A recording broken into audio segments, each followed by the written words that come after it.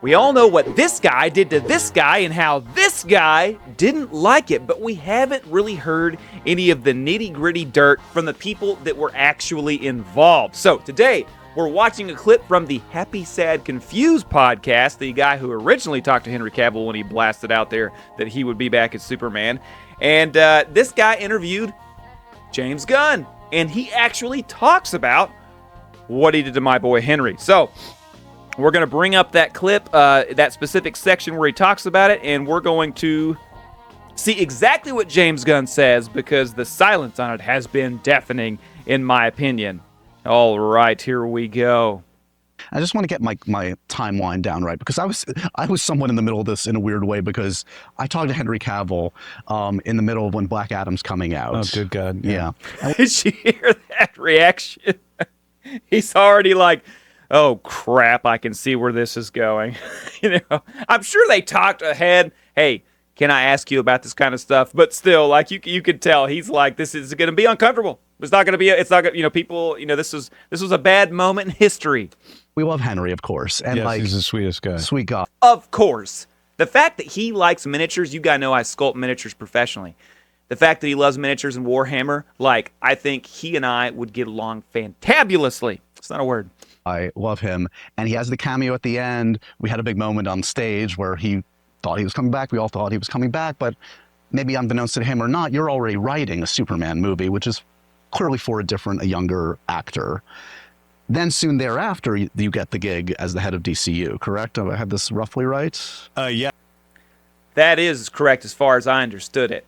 That when he was told that he could say, yeah, I'm going to be Superman, nobody had actually really confronted James and said, are you using Henry Cavill? You know what I mean? Like it hadn't happened. Yeah, that's right. Yes, correct. So then at a certain point, you and Peter have to have that unfortunate phone call, I would imagine. No, we sat down with him. We sat down with Henry. So without revealing too much. That's a classy move. That's the way to do it.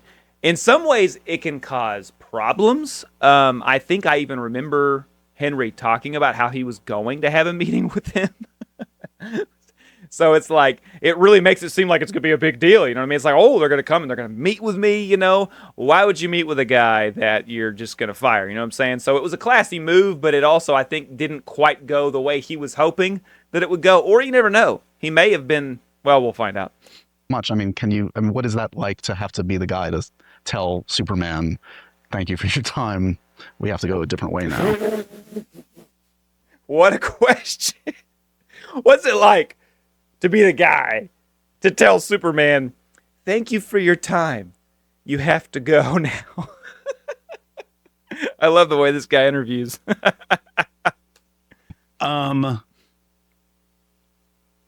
It's terrible.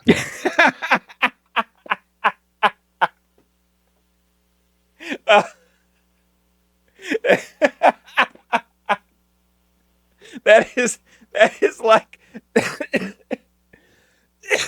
sorry, I've been sick. That's the best reaction ever. What's it like to have to tell Superman you're done? Terrible. Okay, I'm sorry.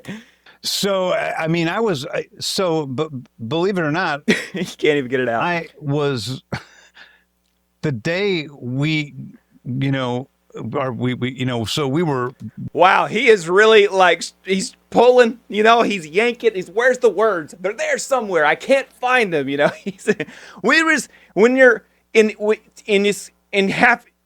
wait. It's got to be your bull.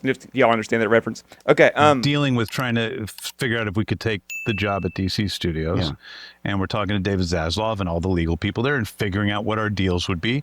And the day our deal closed, all of a sudden, they were announcing that, that Henry was back. And I'm like, what is going on? We know what the plan is. We know what the plan is. The plan was to come in and do Superman. Yeah. He's like, we know what the plan is. That's not the plan. That must have sucked. If the day that he's like, okay, we got this, our deal is done, and they're announcing the wrong thing. We didn't say that. That would suck. That would be. I am sympathetic to that positioning. Wow. So it was really unfair to him, and it was a total I'm glad he said that. I wouldn't have known otherwise. I would have been like, that was totally fair. bummer. But there was a vacuum at the time, and a lot of people were trying to be as Diplomatic as possible. as There possible. were other people that had a take on what they wanted to do with it. Had they wanted to take on what they wanted to do with DC and were trying to force their way, and it just was never a part of the equation. He's talking about The Rock, isn't he? He's talking about The Rock. I'm sure The Rock's used to strong-arming things in his life, but this is one area where I guess he couldn't do it. It's humorous. I love how he's like trying so hard not to get beat up by The Rock. Yeah. For David Zaslav, who was the head of WBD. So, so we came in, and that was really unfortunate. I'm like, this poor guy. And so Peter and I, the right thing to do is to sit down with him and talk to him. Yeah. And we said, I don't know. Do you think that was the right thing to do, or do you think that it caused him too much excitement and made him think? Do you think they should have told him a tone and been like, "Listen, we need to talk to you. You know, this is going to be a tough conversation." You know what I mean? Like, I don't know, because I feel like I remember. Let me know in the comments if you guys remember Henry Cavill being like, "Hey guys," like on his Instagram, I feel like I remember him saying, "I'm going to meet with them today." You know what I mean? I think I remember that happening first, before he then come and says, you know, like, nope. You know, that was a rough thing to watch. By the way, all this Superman stuff back here, if you want to have yourself a Superman room like this, don't forget to check out the store in the description. You can get your own junk. Down, we talked to him. He was an absolute gentleman, a great guy about it. He said, the only thing I ask is that I'm able to reveal it myself as opposed to it coming from you guys. I'm like, that's no, he's a class act. Always has been from the start. Yeah. He is. Henry Cavill is indeed a class act. Yeah, I like that he said that. And I like that they let him, you know. That's classy all the way around, because from what they're saying, it does not sound like James Gunn was just like, "You're fired." You know, it was more like, never had you in the plans. Everything's moving. Snyder is out. I'm in. And it's just everybody should expect change. You know what I mean? But that's not the way it was set up. Would it be too confusing to cast him in your DC universe going forward? As another character? Yeah. Absolutely not. Yeah. No, That's really encouraging, and I think I want to hear what he was about to say in a second here too, because seeing Henry Cavill in the universe, and who knows what that even means. If he could be some sort of Superman character, that would be awesome. You know what I mean? Like, if he could be like an Ultraman, which, you know, he could be, you know, Superman from Earth 2, or there's a billion different ways you could do this with the way comics are. Talk to him about it on that day. So, yeah, no, I would love to put Henry in something. I talked to him about it on that day. He didn't say that Henry was willing. He didn't say that, did he? I don't know. Do you think Henry would be willing to be in the universe but not be Superman, or be a different Superman, or yada, yada, yada? Yeah. I think that Henry is classy enough. A lot of people act like, oh, he wouldn't want to do that because, you know, he's too big for that.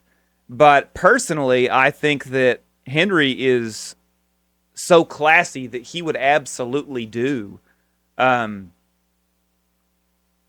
kind of thing, just simply because, you know, the fans would want more of him. You know, I mean, I think that, like, I would love Henry, even if he wasn't as Superman, because I'm a fan of Henry Cavill, to be in the new DCU in some form or fashion or capacity.